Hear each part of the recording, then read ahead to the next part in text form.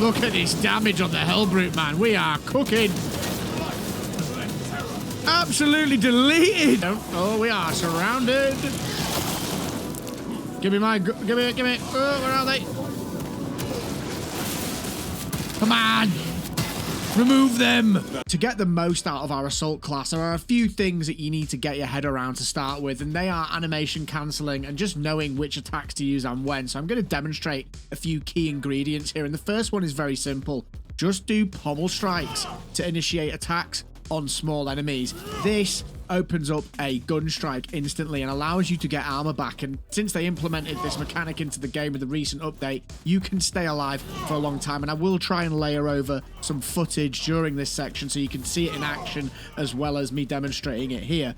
Now, the most important thing that I can teach you today is making sure you are taking advantage of animation cancelling. And this is very, very simple. All you need to do to cancel an animation is hit parry. You see that there? So I'm in the middle of this. Hit parry, and it stops the animation. If you watch again, watch this. Look how much longer that takes. There's such a long tail to it, and that can really catch you out.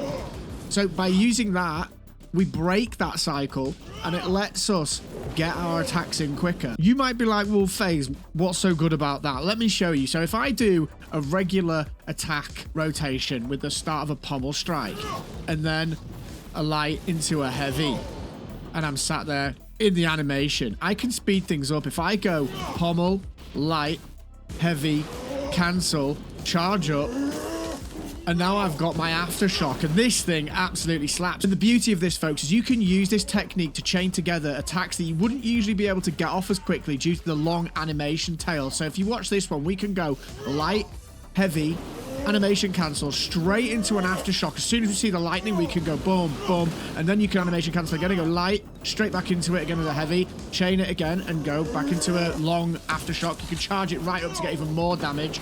But if you're feeling like you're in a bit of a pinch, you can just go light and then straight into that block, and then a small one. As soon as you see the lightning, let go. Boom, boom. In fact, you can probably do it faster, folks. You could just go light, hold it, animation cancel, go.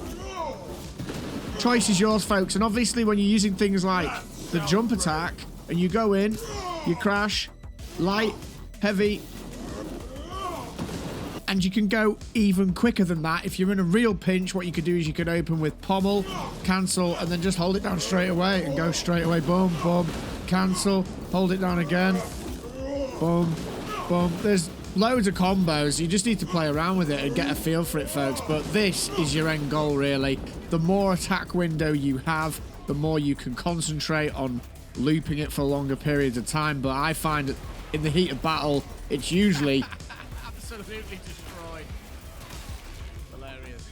Playstyle for this build is very simple. Implement the combos you were just shown, favouring initiating with pommel strike where possible to take advantage of that increased 50% damage we get on our relic hammer. Prioritise not only getting double aftershock attacks off, but also using our special ability to get into the air and ground pound as often as possible, slamming into not Majoris but Minoris enemies as often as you can, because this procs Zealous Blow, which gives us 10% charge back per ground pound kill. You can literally give yourself infinite ground pounds if you work this correctly, and this is insanely effective at dealing with ad spawns in, for example, the Hive Tyrant fight. Your team will love you if you utilize this efficiently. You need to make sure that you're swapping between landing against Minoris enemies and then going for the Majoris enemies. That way you can keep killing the important targets but keep your ground pound up infinitely. Favor landing perfect parries and dodges to ensure that we get off gun strikes as often as possible. That makes use of our 50% increased gun strike damage from the proven efficiency team perk on our chunky heavy bolt pistol. Moving on to the perks. And in the first column, we've got armor reinforcement, non-finisher gun strikes, also restore armor. This is a no-brainer, folks. This is what keeps us able to cycle through melee combat and keep our health topped off and keep those armor segments untouched where possible. In the second column, we're going to go with auxiliary arsenal. Very simple. It's a 15% secondary weapon damage increase on our heavy bolt pistol. This just helps us when we're at range and we can't physically attack anything with our massive hammer. And in the third column, I've gone for active attrition. Now, this is a bit of a contentious column because you can go for active attrition. Enemies hit by melee attacks take 10% more damage for 3 seconds. This counts with your gun strikes and plopping like a little light hit, but you can, of course, also go for knowledge of the enemy, where melee damage increases by 15% against Majoris or extremist level enemies. Choice is yours, folks. I just prefer we're going for active attrition to help the squad out a little bit more. The team one is a no-brainer. I'm sure you know this already, folks, but the assault has proven efficiency here. All squad members deal 50% more gun strike damage, and this just blows your DPS up, not just for you, but obviously for your teammates as well. Pairing that with a tactical, absolutely nuts, folks.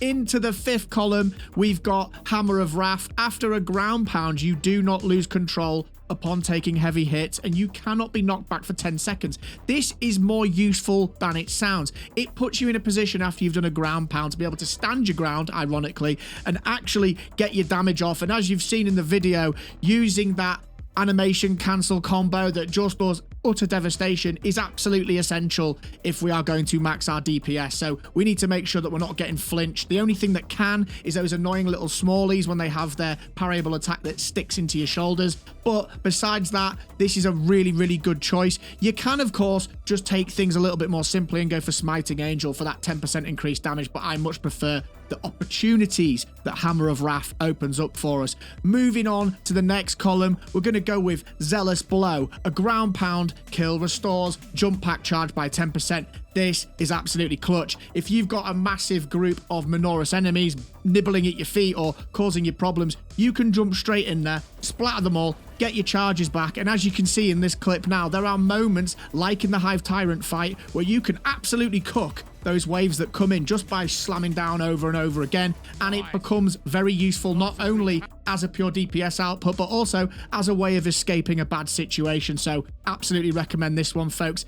And these last 2 columns are quite interesting. I go for Diligence most of the time. A fully prepared ground pound deals 20% more damage, but preparation time increases by 25%. Totally worth it in my opinion, folks. Really, really strong damage output, and the amount you'll be doing ground pound, it more than makes up for that delay. You can go for Aerial Grace. After a perfectly timed dodge using the jump pack dash, you gain 25% more damage for 5 seconds. I've tried using this out. I find getting the timing quite difficult, and I also find hitting my special button a bit disjointed, if I'm honest, to get those dodges, but that 25% will sync with your 50% gun strike damage, and it will also sync with the jump pack starting perk perfect dodge timing increase. It's all there synergizing together, so it can work quite nicely. And then, of course, in our final signature column, it's a choice between Ascension, the jump pack leap deals damage to all enemies in the takeoff area. That's the one I've been going with the most, but you can also take Commitment. A perfectly timed dodge using a jump pack dash restores jump pack's ability charge. Now, this synergizes really well with Aerial Grace, but you need to be taking both of them to feel the full effects, and I can argue that it is possible, but I tend to switch between these depending on how I'm feeling. But what you're looking at on the screen now is the build that I've settled on most of the time, folks. Moving on to the heavy bolt pistol, and I go with the Aphelion Liberation, and that is purely because of the 11 plus firepower. This is what we're going to be using to get our gun strikes off with, so we want as much damage compounding from that as possible. And onto the perks, we're going across the bottom row with Great Might, damage increased by 10% against Terminus level enemies. Into Death Strike, after killing Majoris level or higher enemy with a melee weapon, you gain 25% more damage for 5 seconds. This again synergizes really nicely with the melee style of play and the gun strikes and whatnot. And then we've got Close Combat. Enemies at distance of no more than 15 meters take 10% more damage. Into Adamantine Grip, recoil reduced by 25%.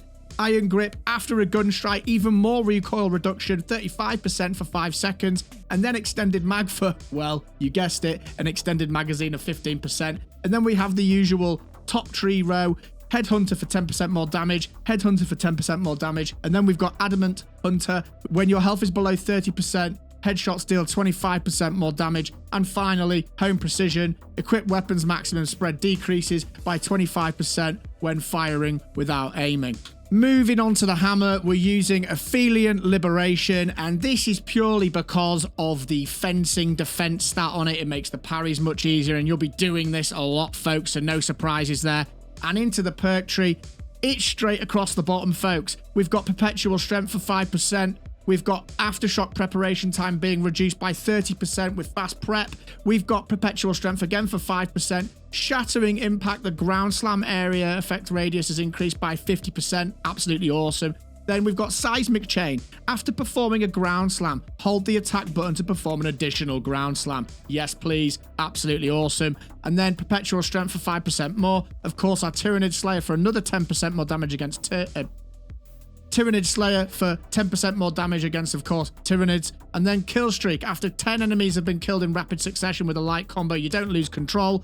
And then the final 3, Aftershock, improved Aftershock. Aftershock improved. Hang on. And then into the final 3, Aftershock improved. Aftershock gains an additional spin. Lovely. Menorah Slayer, melee damage against Menorah's enemies increased by 20%. Really nice with that perk that we just looked at, which gives us the opportunity to splat as many as possible. That gives us more charge back. That just makes things even quicker there. And then finally, Dead End, Pommel Smash, the thing that we used to initiate with a lot, the diving attack. 50% more damage there, folks. If you're looking for an incredibly powerful plasma incinerator build for the tactical marine, check out this next video. It's got you covered. Take care of yourselves, keep having fun, come check out a stream on YouTube or Twitch, and I'll see you in the next one.